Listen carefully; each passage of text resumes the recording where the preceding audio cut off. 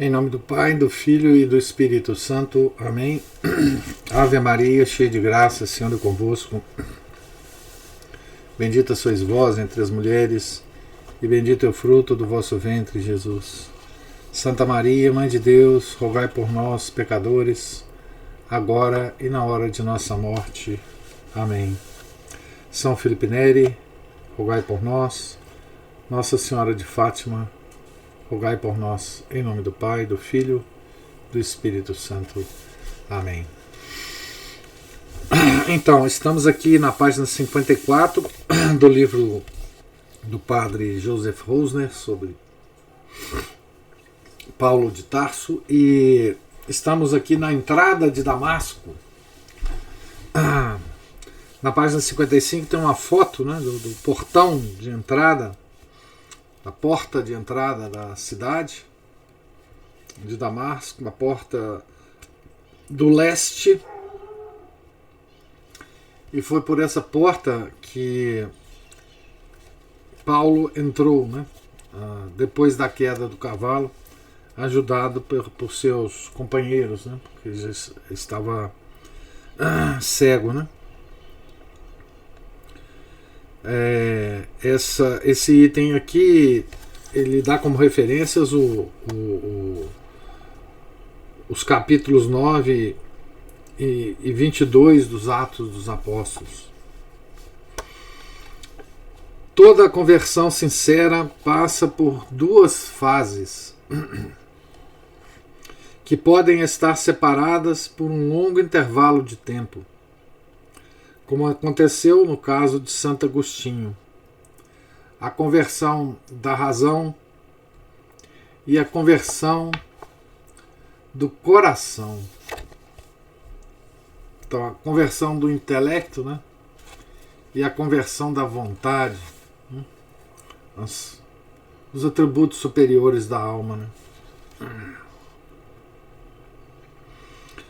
Sem o conhecimento, torna-se impossível vencer a teimosia do coração humano e a sua recusa em conformar-se com a vontade divina. Mas, por outro lado, é necessária certa emoção, um abalo de toda a alma, para dar início à conversão da vontade. No entanto, se não se passasse depois por um longo período de purificação, de noite dos sentidos, a embriaguez mística poderia trazer como consequência um grave desengano. Quando Saulo se ergueu do chão, cumprindo a ordem do Senhor, e abriu os olhos, que até então conservava fechados, para defender-se da luz, não viu nada. Estava cego. O homem que até então fora tão terrível, agora estendia impotente as mãos aos seus companheiros. Com suavidade e tomando todos os cuidados, estes conduziram-no, despedaçado e silencioso, pelo bosque de mirtos que ainda hoje existe, através da porta que traz o seu nome, em direção à rua chamada Direita, uma magnífica avenida com cerca de 1 quilômetro de comprimento, ornada de uma colunata coríntia, cujos restos se podem ver nos nossos dias entre o labirinto das casas modernas. Entraram numa hospedaria judaica pertencente a um certo Judas, no local onde hoje se ergue uma pequena mesquita. Enquanto os seus subordinados, sem pressentirem o mistério que se realizara na alma do seu chefe, espalhavam no bairro judaico, com ar arrogante, a notícia de sua chegada e o objetivo de sua vinda. Saulo encerrou-se no seu quarto e recusou todas as ofertas do hospedeiro, ansioso por agradar a um hóspede tão ilustre. Durante 3 dias não comeu nem bebeu nada. Estava morto para o mundo exterior.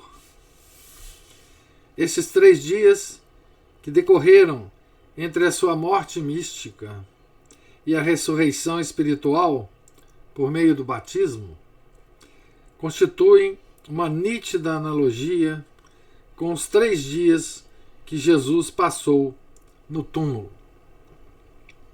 Que esperava? Cristo havia-lhe dito que na cidade lhe indicariam o que devia fazer. Também os apóstolos tinham tido que esperar pelo dia de Pentecostes. Antes, ai de quem ousasse dizer-lhe que teria de aguardar. Agora, porém, teve de permanecer tranquilamente sentado na sala de espera de Deus. Saber esperar é uma grande virtude. Às vezes muito difícil de praticar. Mas a graça tem o seu ritmo próprio, que confirma o dito. Esperar e receber é todo o meu fazer. Quando uma alma é arrancada pela raiz às suas antigas condições de vida, quando lhe é infundido um novo princípio de vida, esse novo nascimento só pode dar-se na dor e na penitência. Nenhuma psicologia poderá explicar completamente como se efetuou a demolição e a nova edificação do mundo religioso de Saulo. Nesses dias, o apóstolo teve de submeter-se a um processo de reeducação em que o orgulho humano se despedaçou e o metal nobre se acrisolou, para com ele se forjar um vaso de eleição. Segundo uma velha lenda, as imagens dos deuses do Egito teriam caído dos seus pedestais à chegada de Jesus menino. No Egito, né, quando eles estavam, a família sagrada estava, a Sagrada Família estava fugindo, né? Bem assim, na alma de Saulo, todo um mundo teve de ruir para que ele ressuscitasse como uma nova criatura em Cristo. Mas no seu íntimo brotavam agora novas fontes. E no leito seco da sua alma apareceram as pedras preciosas escondidas entre o cascalho. Sob a mão de Deus, nada de valioso se perde.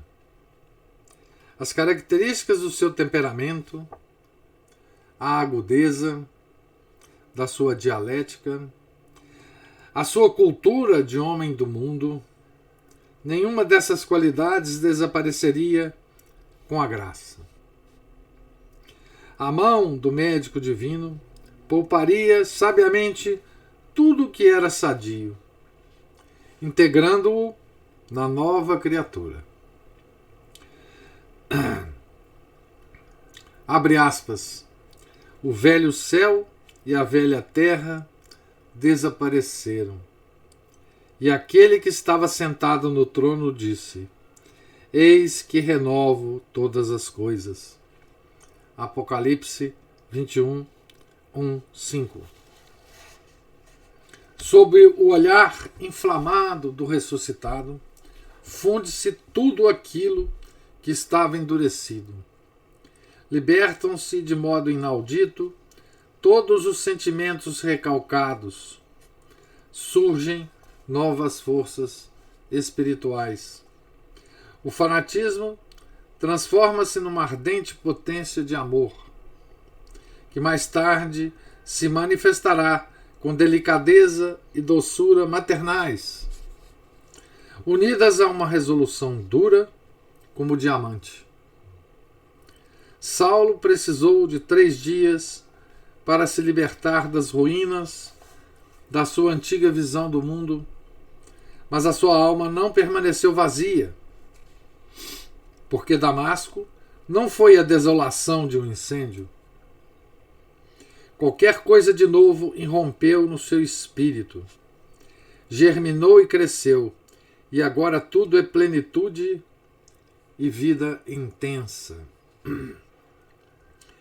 É a nova vida em Cristo. Expressão típica do apóstolo, né? Vida em Cristo.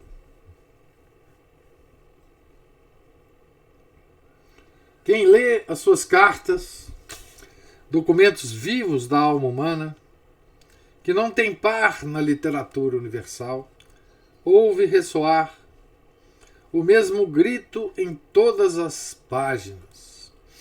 Abre aspas. Alcancei, porém, a misericórdia de Deus. Timóteo 1:13.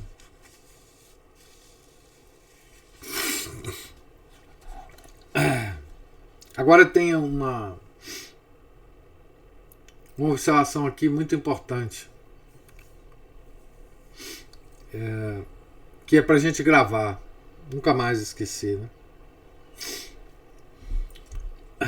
Nós já comentamos isso várias vezes nas nossas leituras aqui matinais, né?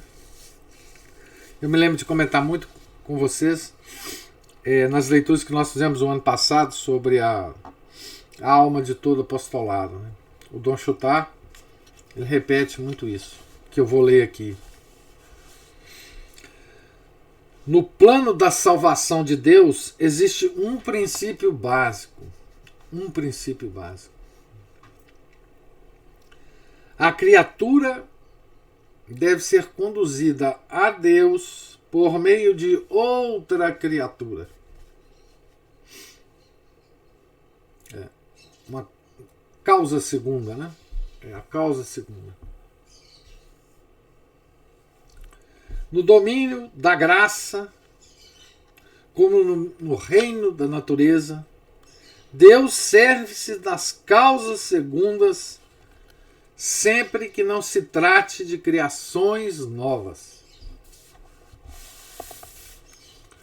Isso é uma coisa que nós sabemos, nós católicos sabemos. Só nós católicos sabemos disso. Ninguém mais sabe. Isso é um conhecimento privativo dos católicos.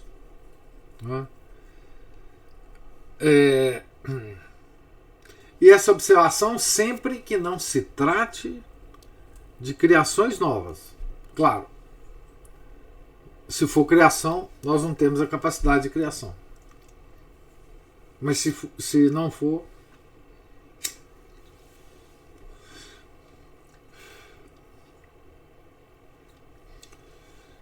então é para se guardar isso, né? Porque isso tem várias consequências práticas na vida da gente, né?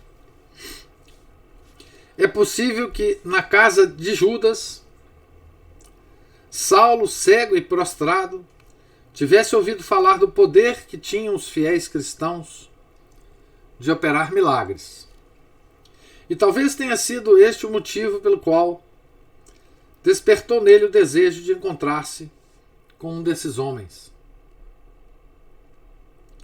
Foi então que Deus manifestou ao simples e fiel Ananias o estado de espírito e futuro daquele adversário tão temido e agora tão gravemente provado, ao mesmo tempo que mostrava a Saulo, numa visão paralela, a incumbência que acabava de confiar a Ananias. Como eu disse, né? Como o padre Joseph disse, Saulo nunca parou de ter visões, né?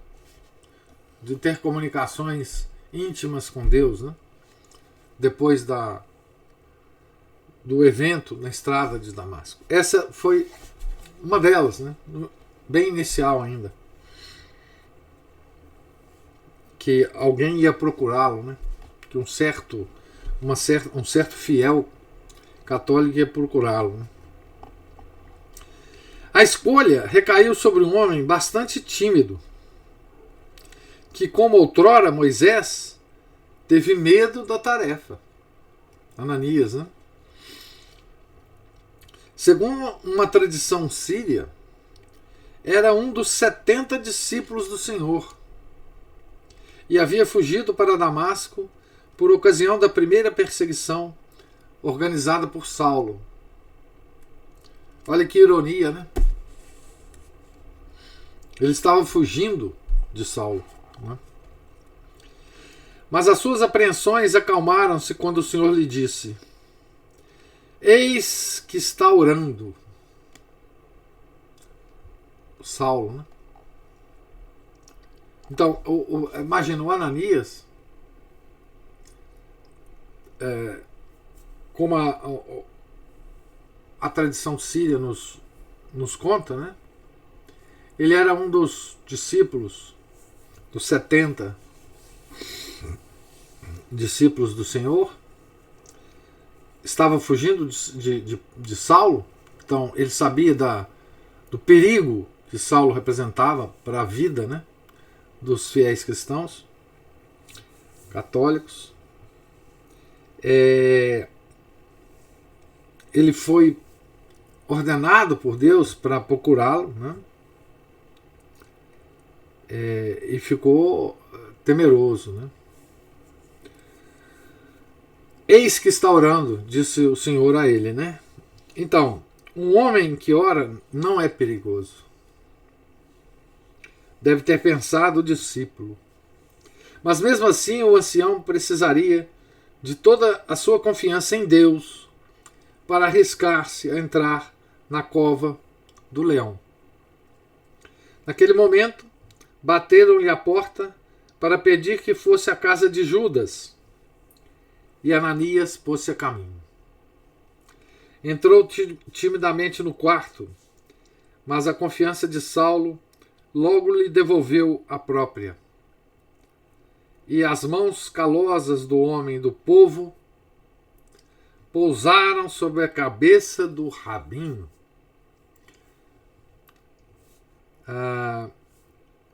Olha a contraposição que o padre Rosner faz aqui, né?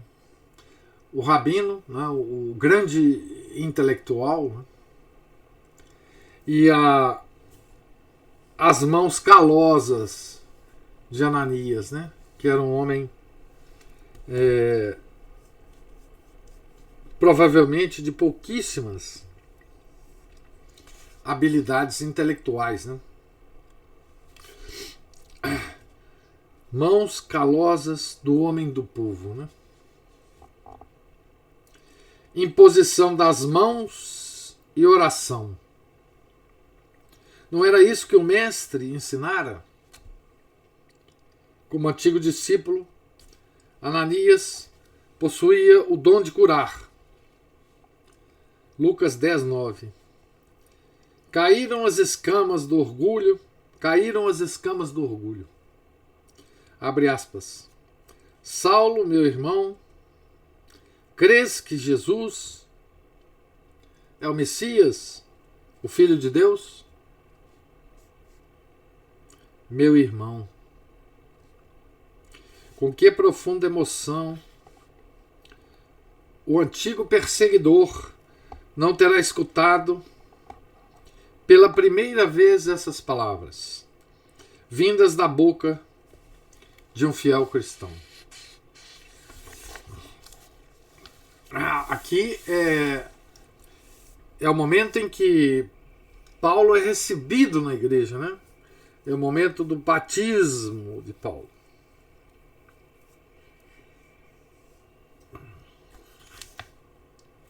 E Saulo, o terrível, Senta-se agora como uma criança aos pés do humilde Ananias, contra quem talvez trouxesse uma ordem de prisão, e recebe a primeira catequese. É provável que evocasse precisamente esta cena ao escrever, anos mais tarde, abre aspas, onde está o sábio? Onde o escriba? Onde o indagador deste século? As coisas loucas, segundo o mundo, escolheu-as Deus para confundir os sábios, e as coisas fracas, segundo o mundo, escolheu-as Deus para confundir os fortes. Fecha aspas. 1 Coríntios 1, 20 e 27. Então o padre Rosen aqui faz uma lucubração, né? De que talvez Paulo tivesse escrito, né? Isto lembrando, né? Da sua própria situação frente a Ananias, né? Na página ao lado tem uma pintura bizantina, né? Sobre o batismo de Saulo, né? Um mosaico bizantino que está em Palermo, na Itália. É muito bonito, né? Enfim, a figura aqui.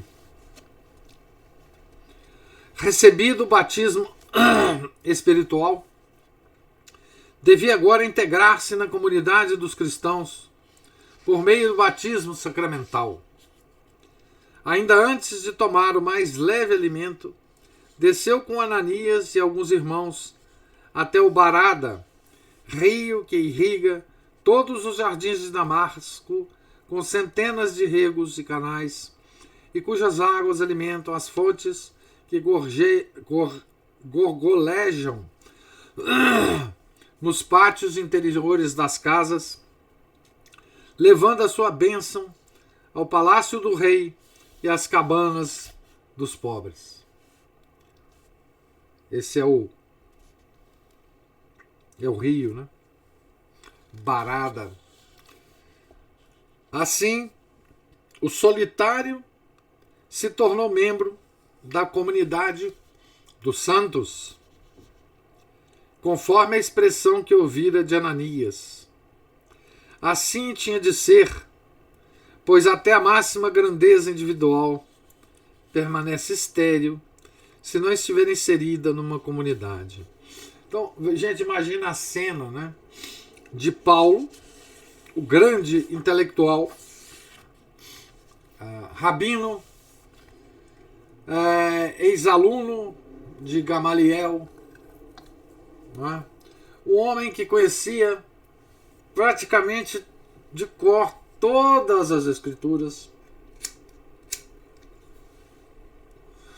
toda a lei, recebendo, né, uma catequese de um homem, Ananias, com as mãos calejadas pelo trabalho manual, né?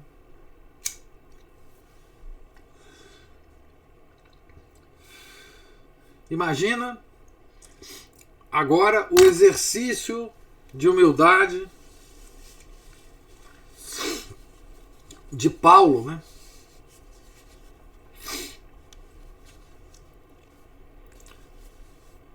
O quanto isso deve ter sido difícil para Paulo.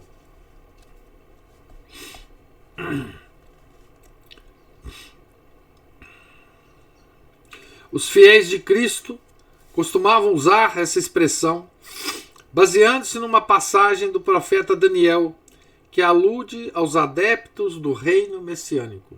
Abre aspas. Os santos do Altíssimo receberão a realeza e a conservarão por toda a eternidade. Daniel 7:18.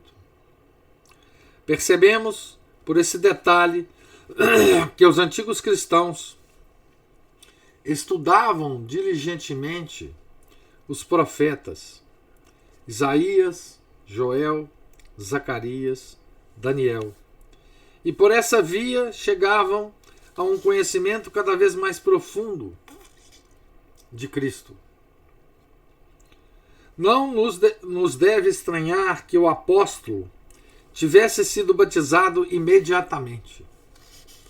Nessa época, só era necessária para o batismo a fé penitente em Cristo. Aqui ele cita Atos 2:41, 8:37, 16:31 e 19:5.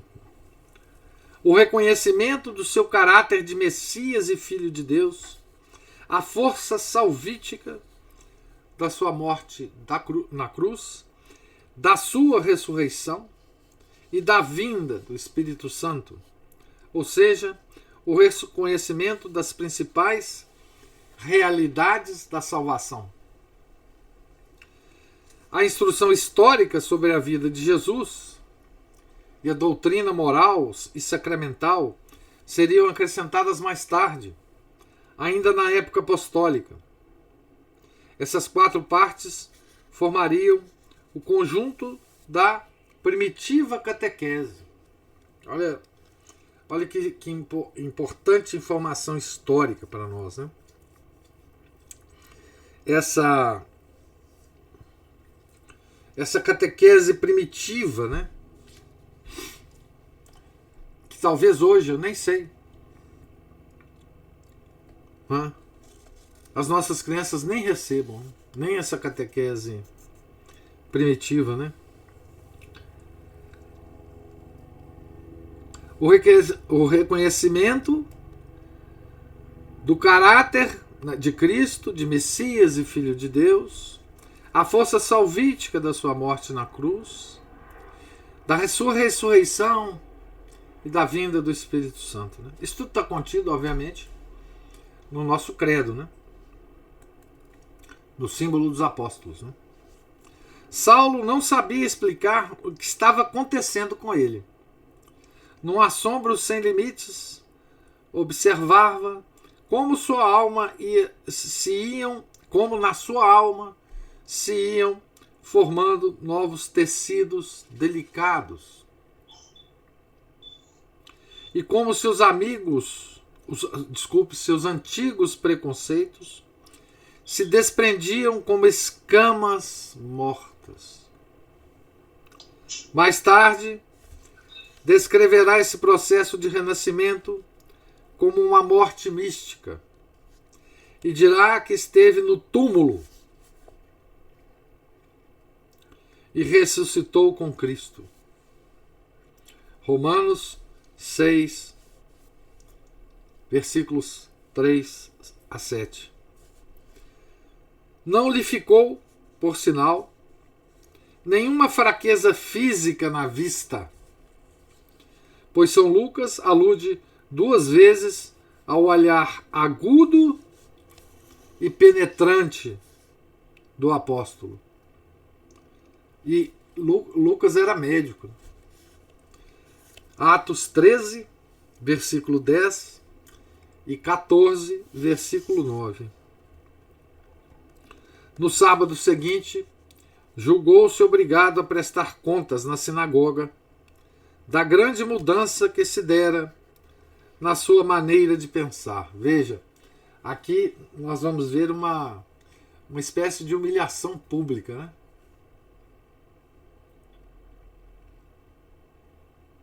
Desejava anunciar em voz bem sonora que Cristo viera realizar todas as esperanças de Israel, que era aquele que modificaria toda a vida humana e que os anelos de todos os povos e de todos os tempos encontrariam cumprimento nele. Mas a jovem comunidade de Damasco, composta especialmente de fugitivos que queriam evitar todos os conflitos e viver em paz com a sinagoga,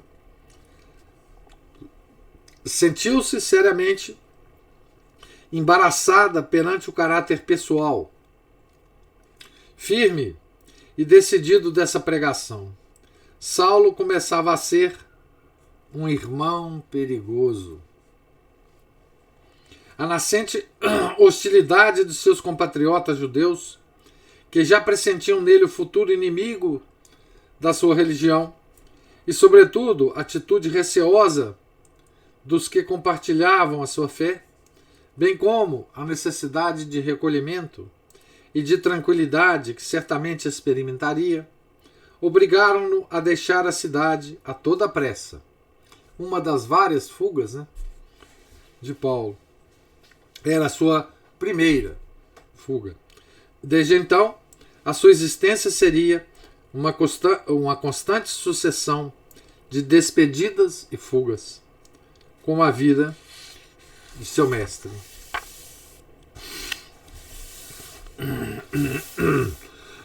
Aqui um novo item que provavelmente nós não acabaremos de ler,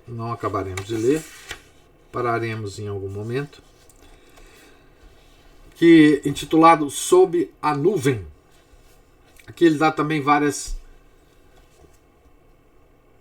referências de Gálatas, Atos e 2 Coríntios. Houve um tempo, e esperamos que tenha passado de uma vez por todas, em que se contemplou o passado cristão sob uma falsa luz artificial. Dos santos fizeram-se figuras de cera na galeria de Deus. O realismo moderno rompeu essas lendas de santos inventadas com a finalidade de edificar, mas à custa da verdade. Também Saulo era representado nessas fábulas como se tivesse passado de criminoso a santo de um momento para o outro. Num instante, sem qualquer preparação, teria reconhecido toda a verdade cristã e passado a ser o apóstolo que conhecemos.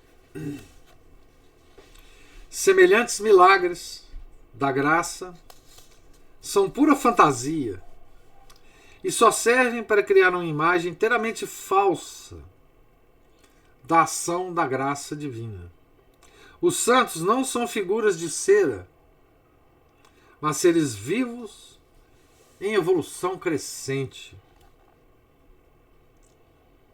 Guardem bem isso aqui, porque isso aqui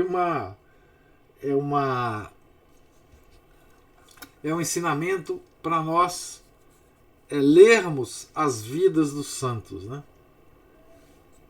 Eu imagino que nós já estamos escolados, nesse conhecimento aqui, porque já lemos algumas vidas dos santos aqui e vemos que não é nada disso, Sobre os acontecimentos dos anos seguintes, existem divergências aparentes entre a narração de São Lucas e as indicações fornecidas pelo apóstolo na carta aos Gálatas.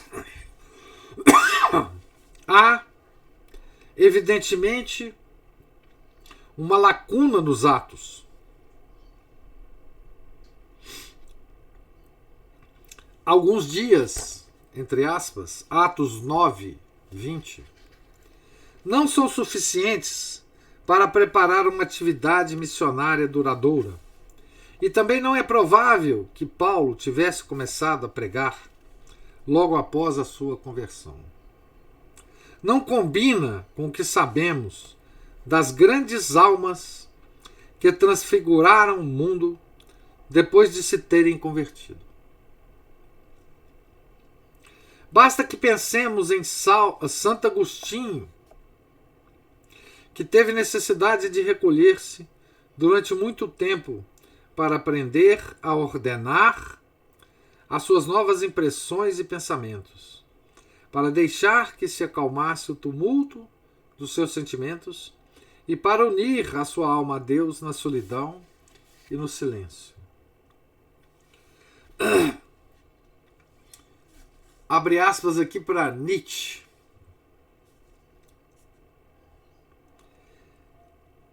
Quem algum dia tiver de anunciar uma grande mensagem deve primeiro permanecer calado. Quem algum dia tiver de produzir um relâmpago deve primeiro ser nuvem durante muito tempo. Esse é um dos fragmentos de Nietzsche, né? Um homem introvertido não gosta de falar dos mistérios da sua alma. Como era difícil levar Santo Inácio a falar de si, e com que sobriedade de palavras o fazia. Da mesma forma, Lucas também não faz qualquer alusão ao espaço de tempo que medeia entre a primeira e a segunda permanência de Saulo em Damasco. Ou porque não teve conhecimento do que se passou, ou porque Paulo só falou com ele em discreta intimidade. A expressão alguns dias, de Atos 9, 20, né, parece aludir aos 3 anos referidos na Epístola aos Gálatas, em que felizmente o apóstolo se viu obrigado, pelos ataques dos seus inimigos, a levantar um pouco o véu. Diz nessa passagem que partiu para a Arábia, abre aspas, sem consultar nem a carne, nem o sangue, fecha aspas, Gálatas 1, 16, 17. Isto é, o que significa essa expressão do Paulo, né? Nem a prudência natural, nem os amigos. E, entre aspas também, sem subir a Jerusalém. Então, sem consultar nem a carne nem o sangue significa isso, né? Nem a prudência natural nem os amigos. Ele não consultou a prudência nem os amigos.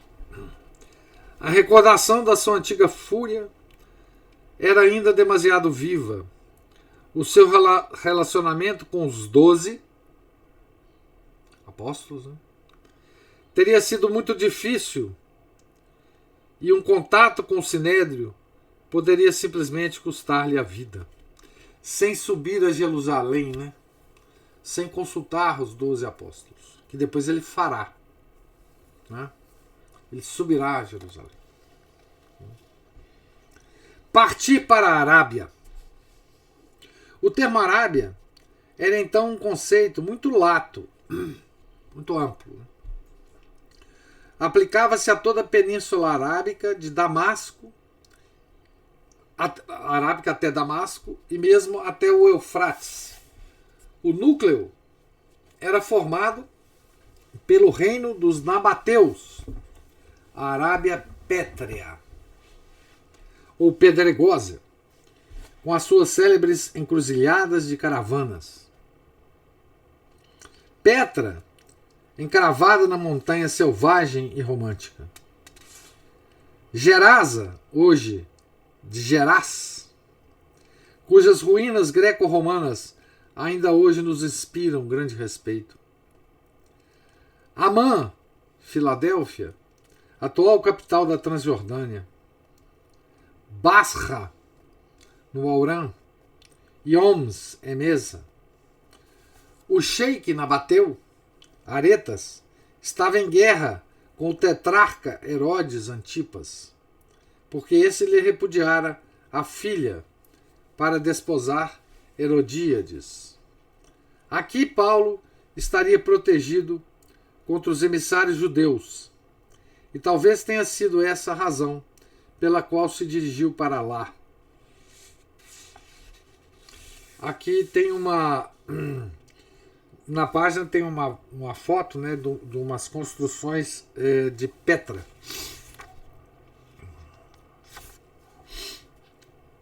Carregado de acontecimentos da mais espantosa realidade, recordando experiências e entusiasmos colhidos no círculo dos fiéis de Damasco. E de certo também na Bíblia, que ainda devia levar consigo por toda parte.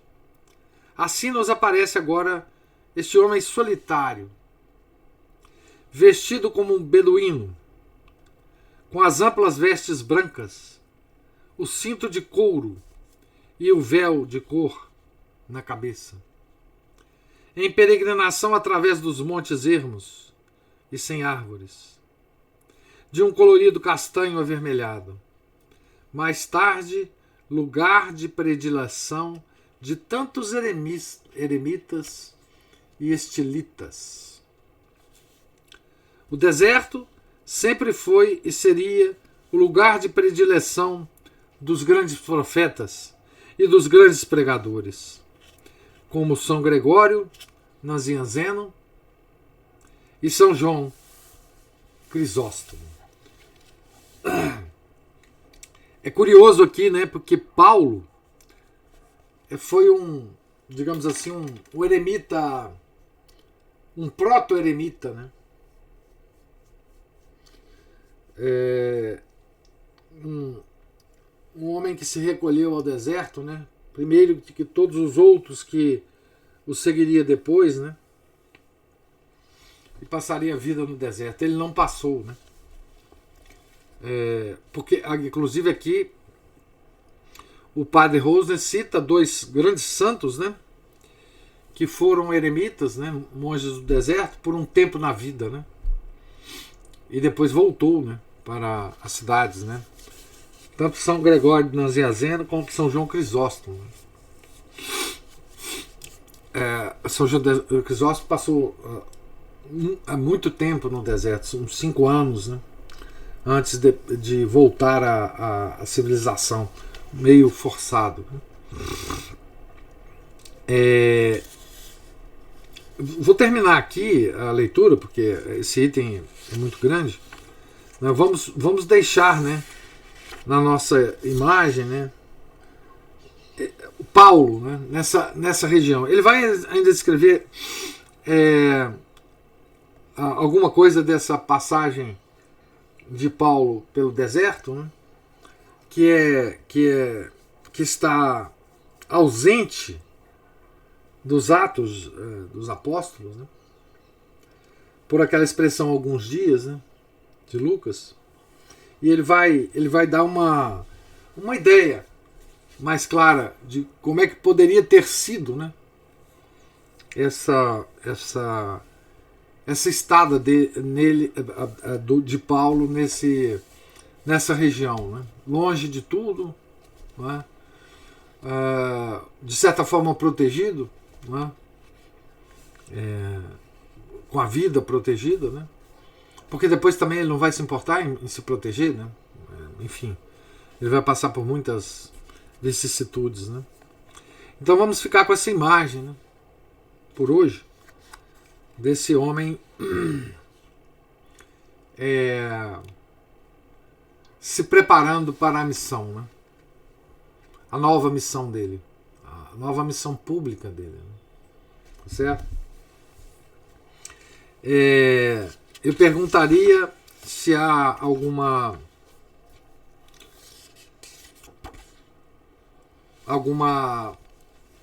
observação de vocês, alguma pergunta sobre a leitura de hoje, né?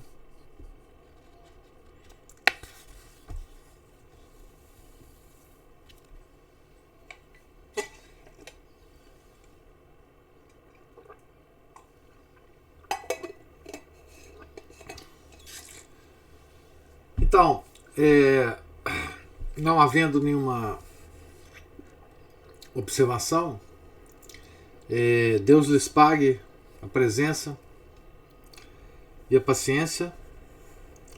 Tenham todos um santo dia. E amanhã, se Deus quiser, nós voltaremos aqui. Nós estamos no segundo parágrafo da página 62. E tomaremos a leitura daqui amanhã, né, se Deus quiser. Fiquem todos com Deus. Em nome do Pai, do Filho e do Espírito Santo. Amém. Ave Maria, cheia de graça, o Senhor é convosco. Bendita sois vós entre as mulheres, e bendito é o fruto do vosso ventre, Jesus. Santa Maria, Mãe de Deus, rogai por nós, pecadores, agora e na hora de nossa morte. Amém. São Felipe Neri, rogai por nós. São Paulo Apóstolo, rogai por nós. Nossa Senhora de Fátima, rogai por nós. Em nome do Pai, do Filho e do Espírito Santo. Amém.